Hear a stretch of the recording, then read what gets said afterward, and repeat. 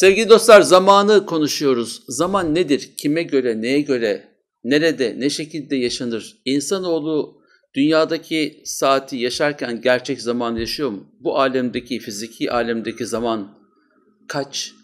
Metafizik olan, fizik ötesi, göremediğimiz, ulaşamadığımız, çıkamadığımız, astronotların dahi gidemediği o boyuttaki dünya saatiyle yaşadığımız zamanla o boyuttaki zamanın farkı ne? Biz gündüz taksimetreyi açıyoruz, saatleri koordine ediyoruz da geceliğin saat kaç? Gece boyutunda uyurken onlar da düşüyor mu saat diliminden? Ya da kaç saat uyuyoruz, kaç saat uyanık kalıyoruz? Öldükten sonra toprağın altında kaç asır uyuyakalacağız? Uyandığımızda acaba orada kaldığımız zaman ne kadarlık bir zaman olacak? İşte Kur'an bunların hepsine cevap veriyor. Ashab-ı Kehf uyuyakalıyor. Ve bu bizim Kadıköypaşa Camii'nin mihrabının hemen kenarında, minberinin hemen sağ tarafında, hem mihrap hem minberin sağ tarafında çok enteresan. Besmele ile başlıyor Fatiha suresi öndeki mihrap bölümündeki bölüm. Ardından bu taraftan Bismillahirrahmanirrahim diye başlayarak Ayet-el Kürsi başlıyor, devam ediyor. O sayfa bitiyor. 3. cüzün ilk sayfası. Ardından arka sayfanın ortasındaki ayette Estağfirullah evkellezî merre alâ qaryetin ve hiye khâbiyetun alâ urûşiha diye ayet başlıyor. Hemen ayetin ortasında caminin etrafındaki camların üstündeki kitabeler ortada bitiyor. Bugüne kadar dünyada gördüğüm tek cami ayetin ortasında kitabenin bittiği yer. Yetmedi mi? Tutturamadılar mı acaba dedim. Halbuki o dönemki hattatlar çok maharetli. Sultanın emriyle caminin bahanesinin desteğiyle, besmelelerle, dualarla hatta istişareler ve istihareler gece uykularına yatırılarak bu camide ne yazılması gerekiyor diye karar verilen bir dönemde neden böyle bir aksaklık olmuş olabilir ki diye düşünürken mihraba her gidişimde sarık cübbe giyip cemaatin önüne geçmeye her hazırlandığımda merak ediyordum bu ayet neden böyle diye. Bir gün cevabı gönlüme geldi. Çünkü caminin banisi Kılıç Ali Paşa merhum ve mimarı Mimar Sinan takribi 100 yaşına yakın, bir asra yakın bir ömür sürmüşlerdi. Oradaki hikaye de şu, biz onları dirilttik ve onlara sorduk ne kadar kaldınız o 100 yıl kaldıkları zaman dilimini soruyor Allah Teala. فَاَمَاتَهُ اللّٰهُ مِئَةَ عَامٍ ثُمَّ بَعَثَهُ قَالَ كَمْ لَبِثْتِ قَالَ لَبِثْتُ يَوْمًا اَوْ بَعْضَ يَوْمٍ. Ne kadar kaldınız diyor Allah soruyor onlara.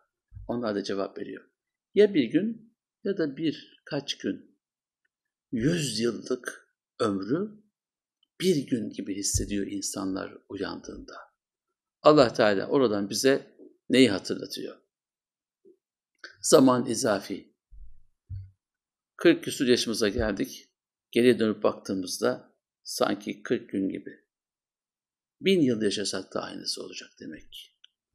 Toprağın altında yaşadığımız o zaman dilimi uyandığımızda bir gün sabah uyandığımız gibi olacak. Mahşer yerine doğru hepimizi toplayacak. Peki bu toplanma nasıl olacak? Milyar insan, milyarlarca insan, milyarlarca insanı cinsiyle, rengiyle, diliyle bu kadar muhteşem, müstesna yaratan Allah, bu kadar varlığı bir araya toplamakta mı aciz? Ledeyna muhdarun, huzurumuzda toplanacaksınız diyor. Öyleyse zamanın kavramını anlamaya çalışmak, zaman içini doldurmak, anın içindeki anı yakalamak maharet. Ayağımız burada. Takvimler 2020'yi 2021'e bağlarken bir ucumuz geleceğe, atiye, bir ucu da maziye giden anın içinde yaşayan bir varlığız. Geçmişte ailemizi, geçmişteki silsileyi temsilen buradayız. Onların yapamadıklarını yapmakta mükellefiz. Burada bizden sadır olacak zürriyetimizi, dünyaya gelecek çocuklar, torunlar ve ondan sonrakilerin tamamını, öyleyse geçmişi, anı ve geleceği kapsayan dualar yaparak anı, zamanı kıymetlendirebiliriz. Bir de gece dedik. Gece uyuyoruz, yatıyoruz. Ne kadar uyuyacağımıza karar veremiyoruz. Saati kursak bile bazen kalkamıyoruz. Bazen son gece oluyor. Yine Nebe suresine, Kur'an-ı Kerim'in en son cüzüne gidelim. İlk suresi amme yetesâelûn diye başlıyor. Oradaki ayet ne diyor? وَجَعَلْنَا نَوْمَكُمْ سُبَاتًا. Biz sizi uykunuzu bir dinlenme kıldık. وَجَعَلْنَا اللَّيْلَ لِبَاسًا. Elbise kıldık geceyi.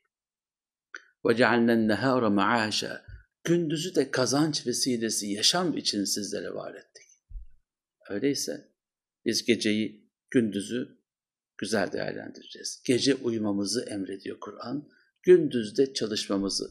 Tabii ki gece nöbet tutanlar kazancını oradan sağlayacak ama hiçbir mecburiyetimiz yokken gece ayakta durup gündüz yatakta geçiriyorsak bu beden bize emanet. Allah'ın emaneti, sahibi biz değiliz. Kiracı bile değiliz ama iyi bakmakta mükellefiz. Öyleyse anın içindeki zamanın keyfiyetini, hususiyetini en iyi şekilde bilip değerlendirmekte fayda var. Allah bize zamanın da hesabını soracak.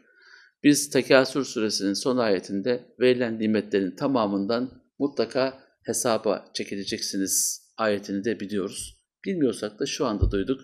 Onun için gecesiyle gündüzüyle bize taksim edilen ömrün her anının hesabını vereceğiz. Çocukken ahlaklı olan, gençken ahlaklı olan, yaşlıyken ahlaklı olan insana verilen nimetle, verilen hediye ile her dönemini günahlarla geçiren bir insanın hali bir olmayacaktır tabii ki. Çünkü Allah Teala mutlak adalet sahibidir.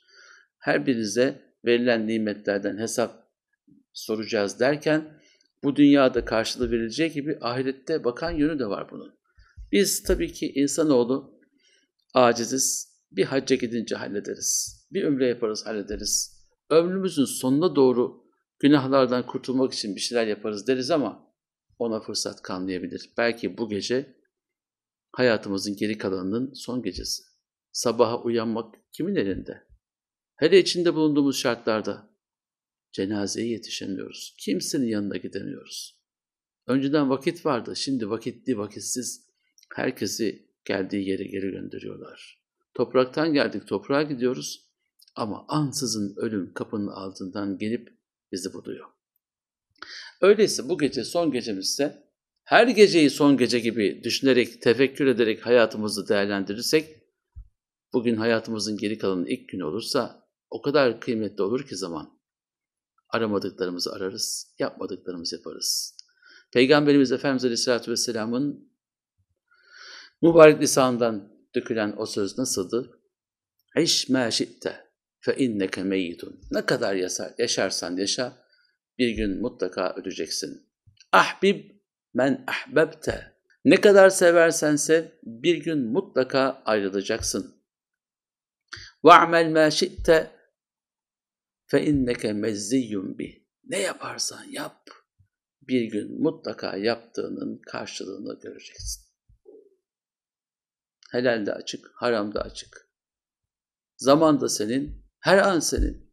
Öyleyse gençliğinin, öyleyse yaşlılığının, öyleyse çocukluğunun kıymetini bil. Çocukların günahı yok, yazmıyor. Gençliğin kârı var iyi değerlendirirsen, yaşlıyken de genç gibi olup, dinamik olup ibadetlerde ve hayırlarda önce olursan, bu dünyada da yaşadık, ahirette de. Unutmayalım, ahirete bakan amellerin dünyadaki karşılığı mutlaka var. Biz bu dünyadan göçmeden dünya hayatında kendimiz ve tüm insanlık adına iyilik yapmakla mükellefiz. Ne kadar seversek, ne kadar yaparsak, ne kadar yaşarsak yaşayalım, bunların hepsinin mutlaka dünyada da ahirette de karşılığı var. Allah vaktini zayi etmeden, vaktini nakde döndüren, kıymetlendiren ve bu vakiti en güzel şekilde insanlarla geçirip Allah'ın mahlukatı, yaratıklarına hürmetle ve Halık'ın rızasını gözeterek en güzel şekilde yapmayı murad ettik. Rabbim hepimize müyesser eylesin. Sevgili dostlar, gönüllerinize, gönül hanelerinize misafir olmak için YouTube adresimizden bizleri takip etmenizi, beğenmenizi ve bildirimlerinizi açmanızı istirham ediyoruz. Zira size ulaşabilmemiz için kapınızın açık olması lazım. Gönül kapınızın açık olması lazım. Bu dijital söylemde, dijital mecrada sizlere ulaşabilmek adına Sizden bu bir ricamızdır. İnşallah herkesin ve her şeyin sahibi Yüce Rahman'a emanet olun. Görüşmek üzere. Allah'a ısmarladık efendim.